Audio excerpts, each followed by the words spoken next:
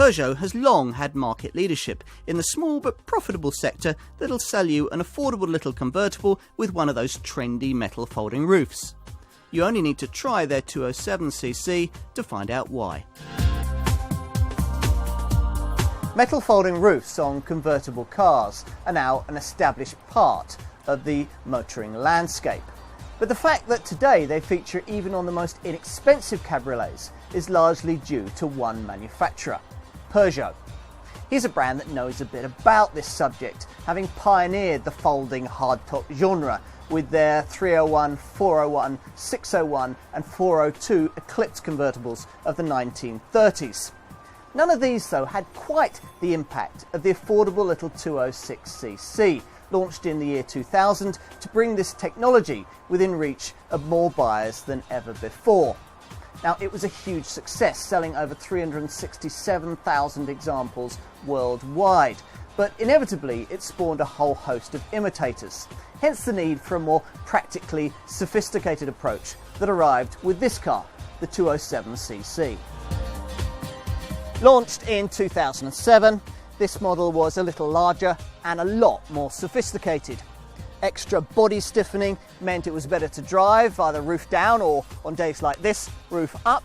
And a fresh range of engines developed with BMW meant that it was pokier and more efficient.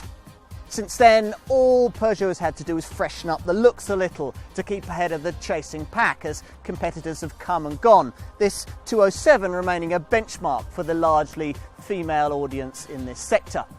Let's find out why.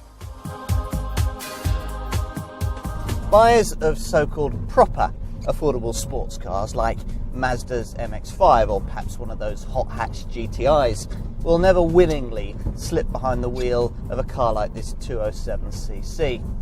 They'll assume it to be soft, wobbly, compromised and dull. And in many ways, they'll be wrong. Okay, this is no roadster, it wouldn't sell in volume if it was, but this can actually be a car that's a lot more satisfying to drive than you might expect. And there are two reasons why. The first is found in the stiffness of the body. It's a body that's 280 kilograms heavier than that of the old 206cc. But the payoff is in the stiffness of the design. It's 40% stiffer roof up and 46% stiffer roof down. And that creates a much tauter, more eager feel when you're throwing the car around. It doesn't judder all over the place. The body is so stiff that it holds it all together. The second reason perhaps is a bit more surprising though.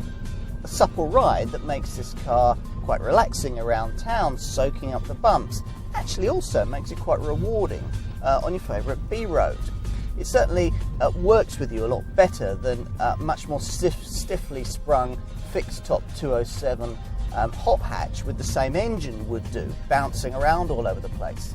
A stiff setup is all very well for a racetrack, but you don't really need it when you're on a bumpy B road. And that's one reason why when Peugeot came to set up their rally car, the World Championship rally car in 2005, they based it on a convertible with a more supple suspension ride, a 307cc, rather than the 307 hatch.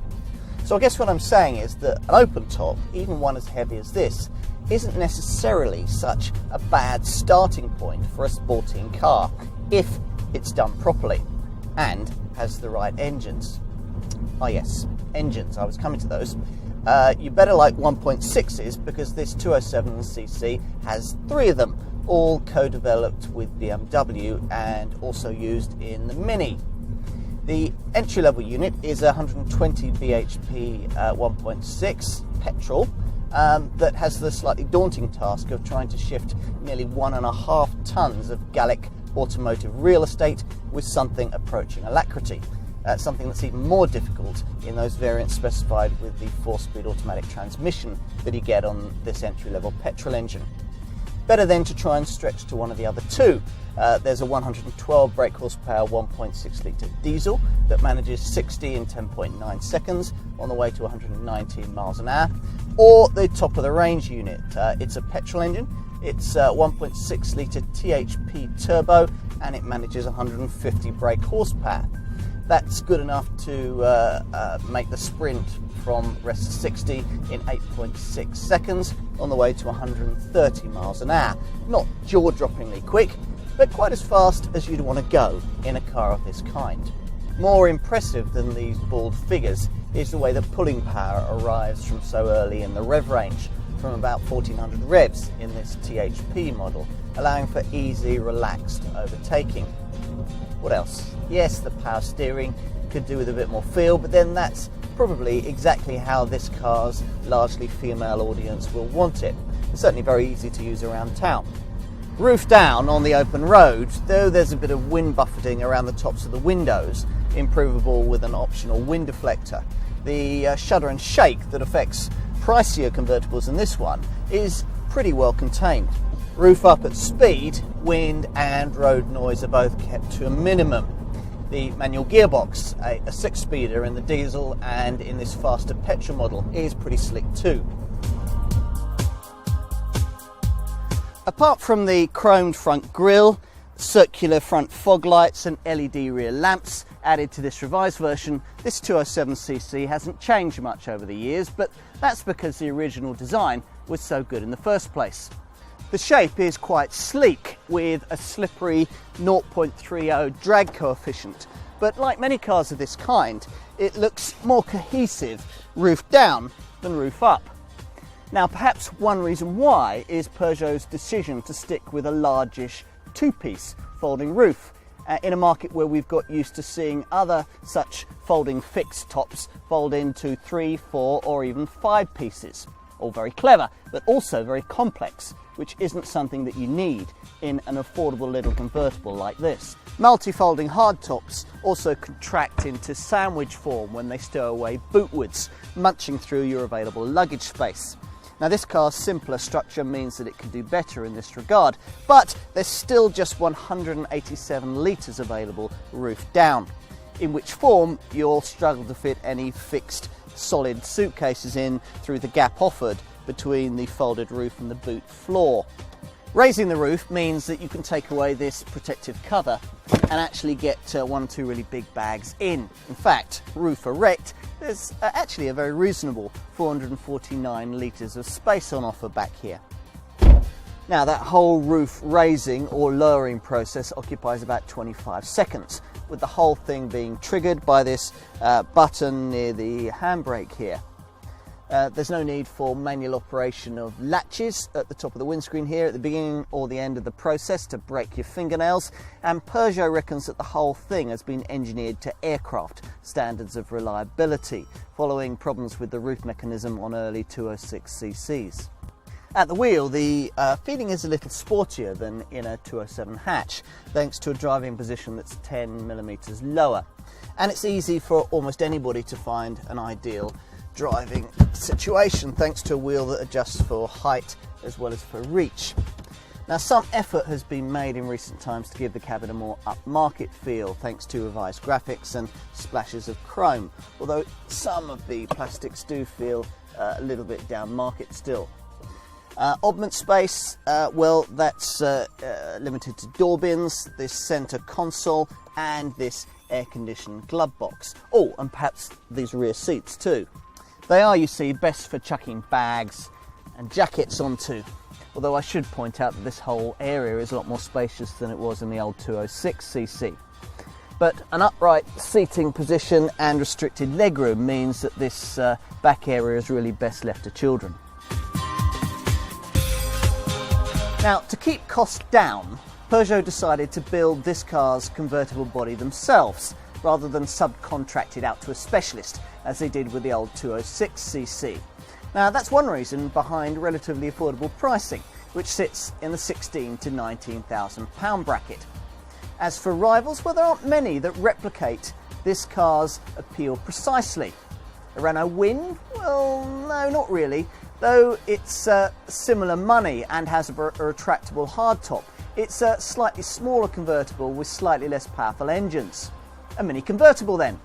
Well, again, possibly, but you'd have to be content with a fabric folding top, and it's slightly smaller again.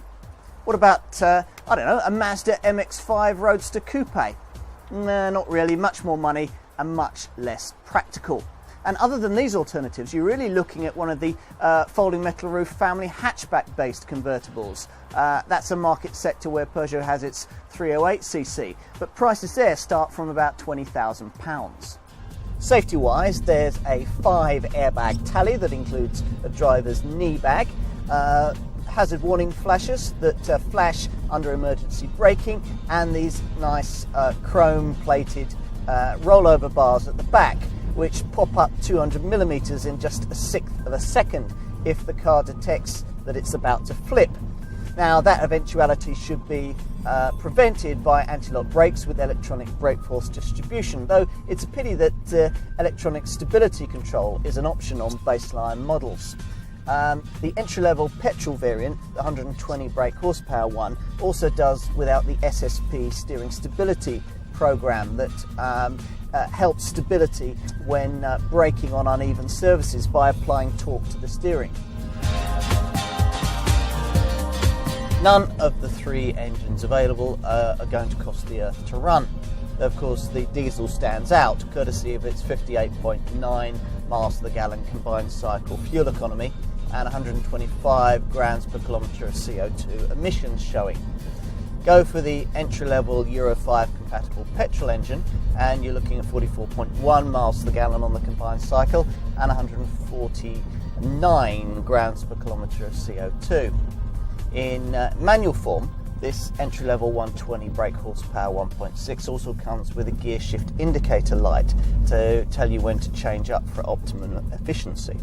Now that leaves only this 1.6 litre THP petrol turbo model, for which the figures are 38.2 miles to the gallon on the combined cycle and 170 grams per kilometre of CO2.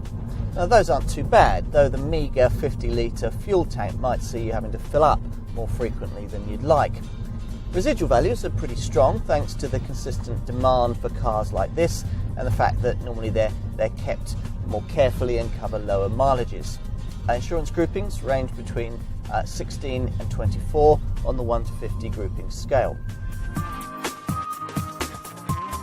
Peugeot is a big name in the affordable convertible market and is intent on keeping things that way, which is why this 207cc makes ownership of a small open top such a refreshingly stress-free experience for the mainly female audience that it's aimed at.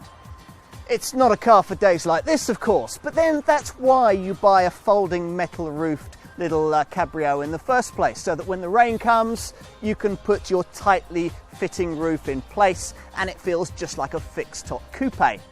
Now, like any car, this one has its issues, but they're mainly the ones you would expect of small, affordable cabrios: restricted rear legroom, limited boot space, and so on. Indeed, thanks to really good packaging, these problem areas are less of an issue in this car than they are with some of its rivals. And it's got the unexpected bonus of being actually quite good to drive over bumpy country roads. Overall, this car leads its class for a reason, because it's very well thought out. The opposition will have to try harder.